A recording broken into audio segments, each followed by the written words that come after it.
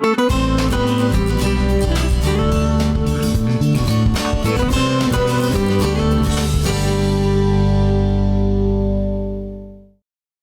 we are back to learn more about the new exhibit at the Becker County Museum featuring a peat bog and some bones. Do you want to talk a little bit more about those, Hans? Yeah, well, this particular exhibit focusing on a peat bog that's north of Frazee, where these bones were discovered by this gentleman, are actually bison bones. So I'm not sure exactly where or how they were discovered or found, but I know it was during the dry season. That's when these bones, there's one in particular in the exhibit that if you see it, it's kind of poking up out of the surface, had a little piece of moss on it. So by, like our research and all that stuff that we've done, I'm assuming that is a bone they probably stumbled upon and then went down and dug down and found two bull bison. One is larger, one's an adult, one's more of like a younger bull, that were found on top of each other. And you have had to do quite a bit, well, you didn't have to, but I think this is what makes you such a wonderful artist and so true to the work that you do. You get so passionate about it that you've done just an extensive amount of research on bison / peat bogs. Laney's done a ton of research on bison and peat bogs. So I know you went to a facility called Snake River Farms. Yep, so during the research, first, with any one of these kind of complex projects like we've talked about with the design of how you come up with this exhibit, how it's going to maximize education process for, reaching out to everybody to tell the whole story, what is a peat bog or what these bison are. You pull in a lot of talent. So we have a lot of local talent that, whether they, like Garrett Sunram with Sunram Taxidermy does taxidermy, or the Bachmans with Lakes Processing or Butchers, or Rob Larson, who's a paleontologist who does that hobby paleontology. They knew the bones, but, a lot of these, guys, when we sat around, we had to lay all these bones out. You kind of have to separate them all out, but then you have to separate out which bones belong to which animal. And through the research of deep into deep diving, rented lips.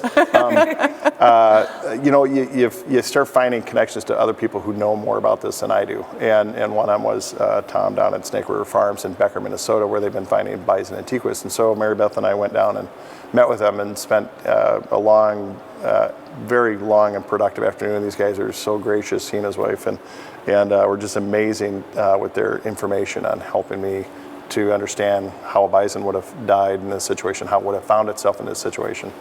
And then that helped with the final positioning and design of the art.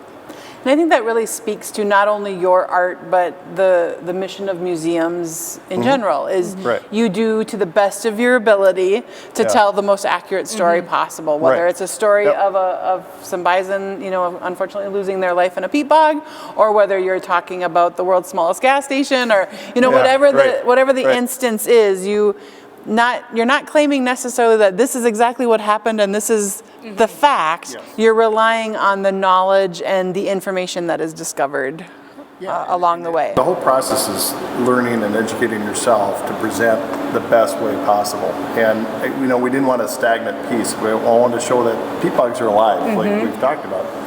Peat bogs are always changing and they're morphing and they're alive, and it's all the layers of what they are. And so at this exhibit, I wanted to show the life of the peat bog up above. So Mary Beth and I actually went out and harvested grasses. And then you research what other species live within peat bogs. And so I sculpted a specific black spruce stump that would have lived, that lives in this peat bog with the different animals. And then with the coyote, it's so you're trying to tell a story of the coyote's hunting something, and the little bog lemming doesn't know it. And hidden in there is a short-tailed shrew, which is kind of cool because they're carnivorous and poisonous. And then down below is, like we talked about, is the bog, the peat bog actually will levitate when it's high saturation points, and the fish will swim underneath. And that's how sometimes you find fish in different ponds and whatever. You're like, how would they get here? Well, they're cruising underneath. So the exhibit had to show all that, and at the same time on the other side be educational on what are the specific bones so people can learn. Yeah, absolutely. And from a museum angle, all of those were requirements, of course, right? Telling a great story, being as accurate as possible, but also being able to house all of the collection in one cabinet because space is such a premium. Lainey, so you, with your teaching background, and you kind of you joined us in 2024, so you kind of came in midway and we were like, oh, by the way, we're going to do this and this is what I need you to do. But with your teaching background, what are you the most excited for students, adults, families coming through to be able to, what are you hoping they glean from this exhibit? One of my favorite things about this exhibit is that it's different from what you'd usually see bones displayed. It's not just a skeleton. So naturally seeing, grasses and a coyote and, a wall of dirt, essentially the peat, is going to draw in attention, and it's going to draw people in to really dig into it. But then, since it has all of those layers in it, it keeps people engaged with it. And it's interactive almost in that, the exhibit has drawers, so you'll be able to open drawers and view all of the rest of the bones that didn't make it into the proper display. They didn't make the cut. Not that they're not cool, just that we did end up with a lot of bones. Yeah. And, from that museum standpoint, it's a great way to store them, but it's also, hey, look, one of the drawers, we're going to pull it out, and it's just going to be a line of ribs, and that's just cool. Yeah. But the exhibit invites you to walk around it because there's something to see on every corner and every side. And kind of the fun aspect of the design of this was to bring in a lot of different elements. And one of them was, you got these cabinets or whatever, we want to highlight these. And so bringing in lights. So with Kevin Mitchell here, we were able to light the boxes, and we're going to light the underneath part with the fish, which has a nice eerie kind of murky glow, which is kind of, you're trying to make it attractive for kids. And so, not only is it pushing the limits of a lot of the art of preserving grasses and creating the bog, but then creating without damaging bones, because you can't replace bones. They're so it's been very slow and careful work in regards to that. But then it's also like having to replicate the fish down below, because nobody taxidermies suckers or minnows. Yeah, I wanted to ask you about that. So, you could have a critic or a comment of like, well, this isn't, it's artistic because you took these bones and you created this, but it's not a normal Hans piece of art that we see. No. But is it? Talk about those fish a little bit that are down below, and the stump up above, and the... Yeah, so, when you talk with, like, the Bachmans that live there, and you kind of research about peat bogs, you find that, okay, certain plants exist in peat bogs, certain species of animals live in peat bogs, and then certain fish will swim underneath.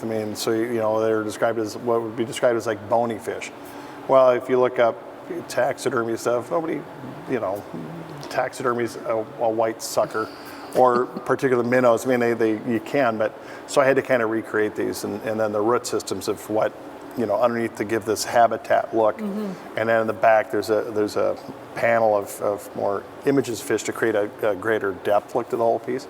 And that has a different range of like a bullhead or northern pike. But with the suckers, the funny thing was I had to find a musky lure. I stumbled upon one, and I had the front half of a sucker that looked pretty accurate, but then I had to make a mold of that and then re-sculpt the end, and then I had to make, I can't remember if I made 3 or 4 in the exhibit, but then you had to change every one of them because you can't have the same fish, and then hand painted them, and same with the minnows, to be a specific shiner that we have here in our region.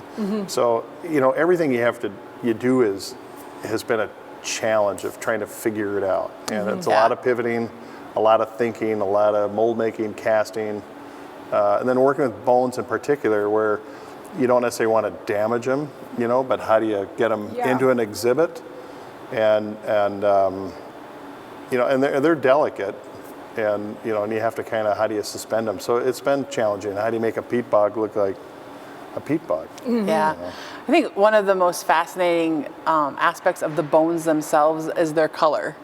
Oh yeah. It's not, they in themselves are a work of art, just the color and the veining, and I'm not sure how to ask you the question here, but what did you think about the color the first time you saw it? It's a very like lovely organic color that changes even on one bone from one end to the other, and then one bone looks completely different from another bone, even if it's from the same animal, and that's just from the conditions it was found in the bog. Exactly. So if you want to be able to check out the color of the bones and all of the amazing things that Hans has sculpted in this exhibit, and this is really just the start of our whole natural kind of rebirth of our natural sciences area, join us at the Becker County Museum Tuesday through Saturday. Thank you for joining us today.